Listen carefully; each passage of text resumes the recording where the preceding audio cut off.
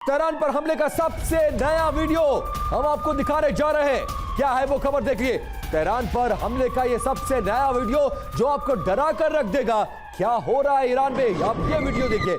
जैसे ही हमला होता है मोबाइल का फ्रेम हिलता है, लेकिन आग और धूल और धुआं ये बता रहा है कि तेहरान का वो कोई इलाका नहीं है जो अब इजरायली और अमेरिकी हमले से अछूता रहा हो।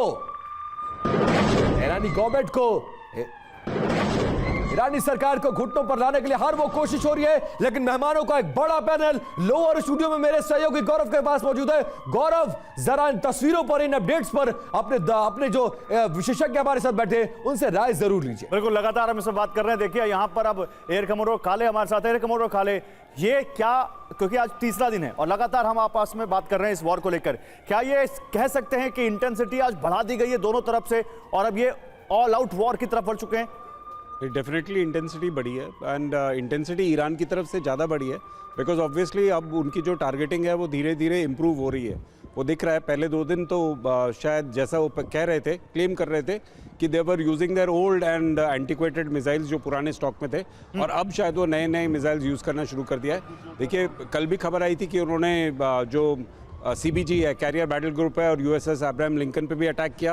और सिमिलरली आज खबर आई है कि कुछ एयरक्राफ्ट भी गिरे हैं जो कुवैत के ऊपर गिरे हैं। अब देखिए, Kuwait borders Iran very closely, वहाँ ट्राई जंक्शन बॉर्डर बनता है जहाँ पर वो फ्लाई कर रहे थे। और फ्रैट्रिसाइड यानी खुद दोस्त अगर दोस्त को मारे तो उसमें 2 कंडीशन हो सकती है। दैट मीन्स US एयरक्राफ्ट ने US एयरक्राफ्ट को फायर किया और उससे मरे, या कुवैती एयरफोर्स के एसेट्स ने US पे फायर किया, उससे मरे। और तीसरी कंडीशन हो सकती है कि ईरानी जो एयर डिफेंस है, लोकल एयर डिफेंस, उन्होंने फायर किया एंड उससे मरे। और अब इसमें एक बड़ा इंटरेस्टिंग कमेंट्री ट्रंप की तरफ से आ रही है। मनीष के पास जाऊंगा मैं। मनीष, ऐसा लग रहा है कि ट्रंप UK के PM से नाराज हैं और वो कह रहे हैं कि कीर स्टार्मर ने मुझे ईरान पर हमला करने से रोका। और कीर स्टार्मर ने, आपको याद होगा जो पहला बयान आया था इन लड़ाई के शुरू होने के बाद, कि हमारा इससे कोई लेना देना नहीं है। आज वो कह रहे हैं कि नहीं, अमेरिका को हमने लिमिटेड यूजेस के लिए अपने बेसेस दिए हैं। तो ये क्या हो रहा है? नेटो में भी क्या इसको लेकर दो राय है? देखिए, दरअसल इसके पीछे का एक इतिहास है। 2003 में जब इराक पर जब कहा गया कि सद्दाम हुसैन के पास वेपन ऑफ मास डिस्ट्रक्शन है, उस वक्त अमेरिका ने ब्रिटेन को आगे कर दिया था। तब याद है, टोनी ब्लेयर जो है सो लहराते हुए घूम रहे थे कि ये देखो, ये एविडेंस है वेपन ऑफ मास डिस्ट्रक्शन की। लेकिन बाद में क्या हुआ, और उसके बाद ब्रिटेन को पूरी दुनिया की तरफ से कहा गया कि आपने गलत किया था। तो इस वक्त के ब्रिटेन के प्रधानमंत्री नहीं चाहते कि इराक के बाद ईरान में भी जो है ब्रिटेन को दोषी ठहराया जाए, इसलिए वो थोड़े फूक फूक कर कदम रख रहे थे। लेकिन हाँ, जब इजरायल और अमेरिका ने ऑपरेशन शुरू कर दिया और उसके बाद मदद की जरूरत पड़ रही है, तो ब्रिटेन तैयार होकर दे भी रहा है। क्योंकि अब ब्रिटेन हो, फ्रांस हो, जर्मनी हो, सबने देख लिया कि देखिए ये जंग शुरू हो गई है। सही बात है। इस वक्त आप नाराज नहीं रह सकते, इसीलिए अब सबने अपना स्टेटमेंट। तो इसमें दूसरा पक्ष क्या कर रहा है? डॉक्टर संदीप रशिया को बहुत अच्छे से समझते हैं, उन्होंने रशिया को देखा है। डॉक्टर संदीप, पुतिन ने UAE के जो राष्ट्रपति उनसे बात की है और अब लगातार उधर से भी खबर आ रही है कि तेहरान में रूस को भी नुकसान पहुंच रहा है। उनके भी टीवी स्टेशन को, उनका जो टीवी चैनल है उसके ऑफिस पर नुकसान पहुंचाया गया, उनके एम्बेसी पर नुकसान पहुंचाया गया।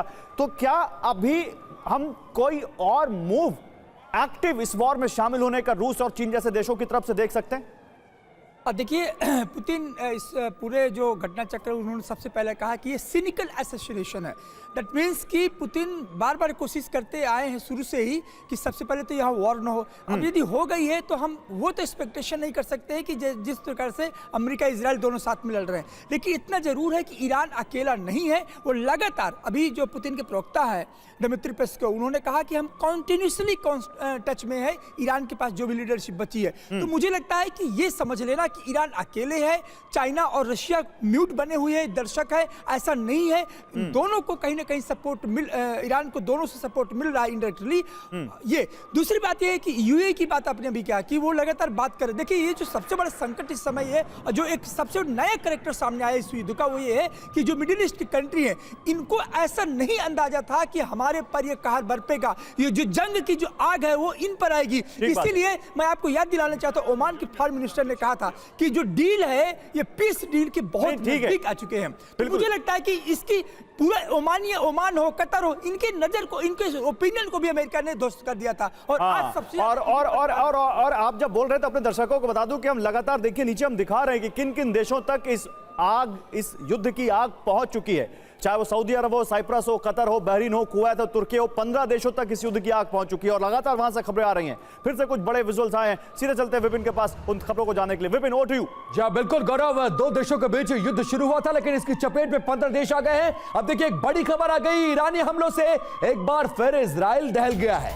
इजराइल के बेयरशेवा में भारी तबाही देखी जा रही है, तस्वीरें भी आपको दिखाएंगे।